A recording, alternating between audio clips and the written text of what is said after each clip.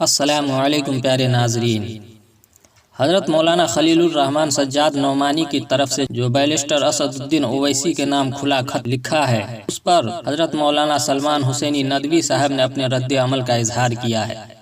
اس سے پہلے کہ حضرت مولانا سلمان ندوی کے رد عمل کو پیش کریں، سب سے پہلے حضرت مولانا سجاد نعمانی نے جو اسد الدین اویسی کے نام خط لکھا ہے، جس میں انہوں نے لکھا ہے کہ برادر محترم و مکرم جناب اسد الدین اویسی صاحب، صدر مجلس اتحاد المسلمین، السلام علیکم ورحمۃ اللہ۔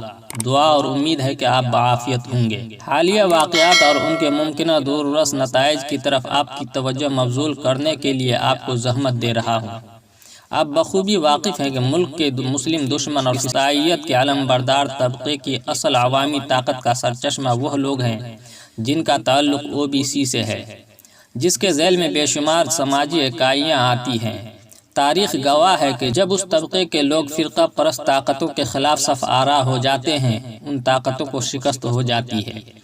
گزشتہ کل 11 جنوری کو جو کچھ لکھنؤ میں ہوا، اور اطلاعات کے مطابق یہ صرف آغاز ہے، آگے بہت کچھ ہونے والا ہے۔ اس کے پیش نظر یہ اور زیادہ ضروری ہو گیا ہے کہ زیادہ ظالم لوگوں کے خلاف ووٹوں کی تقسیم کم سے کم ہو۔ آپ کو شاید اندازہ نہیں ہے کہ ان سطور کے راقم کے دل میں آپ کے عزائم اور صلاحیتوں کی کتنی قدر ہے، اور یہ بات جو میں نے آپ سے عرض کی ہے، یہ خود زمینی حالات اور حقائق کی وجہ سے لکھی ہے، ورنہ سچ یہ ہے کہ یہ رائے میرے جذبات سے مطابقت نہیں رکھتی۔ کاش کے تمام مظلوم و کمزور طبقات کو ساتھ لے کر اپنی قیادت میں سیاسی طاقت کی تشکیل کا کام آج سے 40-50 سال پہلے شروع ہوا ہوتا۔ اگر آپ میری گزارش سے متفق ہوں تو آپ ہی بہتر فیصلہ کر سکتے ہیں کہ ووٹوں کی تقسیم کو کس طرح کم کیا جا سکتا ہے۔ میری سمجھ کے مطابق آپ صرف ان سیٹوں پر بھرپور طاقت صرف کریں جہاں کامیابی یقینی ہو، اور بقیہ سیٹوں پر آپ خود گٹھ بندھن کے لیے اپیل کر دیں۔ میرے خیال میں اس سے آپ کی مقبولیت اور آپ پر اعتماد بہت زیادہ بڑھ جائے گا، جس سے آئندہ یعنی انتخابات کے فوراً بعد اپنے اصل نصب العین کے لیے فوری طور پر شروع کی جانے والی کوشش کی کامیابی کے امکانات بہت بڑھ جائیں گے۔ یقین رکھیں کہ یہ گزارشات میں نے صرف آپ اور ملک و ملت کی خیر خواہی کے جذبے سے آپ کی خدمت میں پیش کی ہے۔ اگر ناگوار خاطر ہوئی ہوں تو معذرت خواہ ہوں۔ دعا گو اور دعاؤں کا محتاج و طالب، محمد خلیل الرحمن سجاد نعمانی۔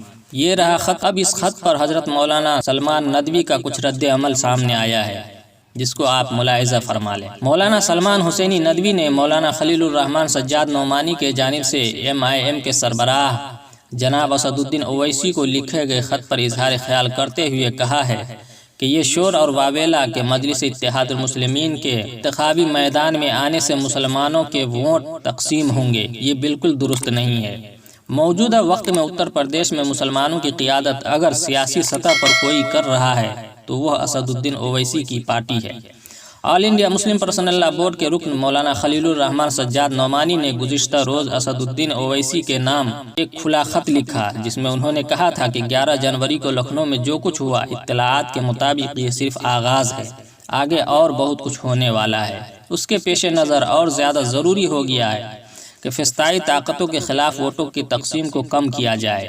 انہوں نے یہ لکھا ہے کہ جن نشستوں پر امید قوی ہے کہ مجلس کے امیدوار کو کامیابی ملے گی، ان نشستوں پر زور طریقے سے انتخابی میدان میں حصہ لیں، لیکن جن نشستوں پر امید نہیں ہے وہاں خود گٹھ بندھن کی اپیل کر دیں۔ مولانا خلیل الرحمن سجاد نعمانی کے خط پر اپنے رد عمل کا اظہار کرتے ہوئے مولانا سلمان ندوی حسینی نے کہا کہ خط سے نا اتفاقی کا اظہار ہوتا ہے۔ انہوں نے ETV بھارت سے خاص بات چیت کرتے ہوئے کہا کہ یہ شور اور واویلا کہ مجلس اتحاد المسلمین کے انتخابی میدان میں آنے سے مسلمانوں کے ووٹ تقسیم ہوں گے، یہ بالکل درست نہیں ہے۔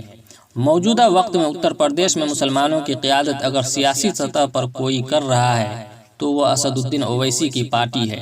انہوں نے کہا کہ مولانا سجاد نعمانی مجلس کے خیر خواہ ہیں۔ مولانا سلمان ندوی حسینی نے مزید کہا کہ اسد الدین اویسی کو خط لکھا، لیکن ہم ان کے نظریے سے اتفاق نہیں رکھتے ہیں۔ انہوں نے کہا ہے کہ اتر پردیش میں مسلمانوں کی آبادی 20% ہے، اس کے باوجود سیاست میں حصہ داری نہ کے برابر ہے۔ اسد الدین اویسی مسلمان مظلوم طبقات، غریب طبقہ کی آواز بلند کرتے ہیں، لہذا مسلمانوں کو چاہیے کہ اویسی کو حمایت کریں۔ انہوں نے کہا ہے کہ مسلمانوں کی ترجیح ہرگز یہ نہیں ہونی چاہیے کہ وہ کسی پارٹی کو شکست دینے کے لیے ووٹ کریں، بلکہ جتانے کے لیے وہ کسی بھی پارٹی کے ساتھ جا سکتے ہیں۔ انہوں نے کہا ہے کہ مسلمانوں کے حقوق اور ان کے مطالبات سے جو کچھ بھی سیاسی جماعت سنجیدگی کا مظاہرہ کرے، مسلمان اس کو حمایت کریں۔ انہوں نے کہا ہے کہ مسلمانوں نے ہمیشہ سے سماجوادی پارٹی، BSP اور کانگریس کو ووٹ کیا ہے اور مسلمانوں کو ووٹ بینک سمجھا گیا، لیکن ان کی فلاح و بہبود کے لیے کوئی کام نہیں کیا گیا اور نہ ہی ان کی سیاسی، سماجی اور معاشی سطح پر ترقی ہوئی ہے۔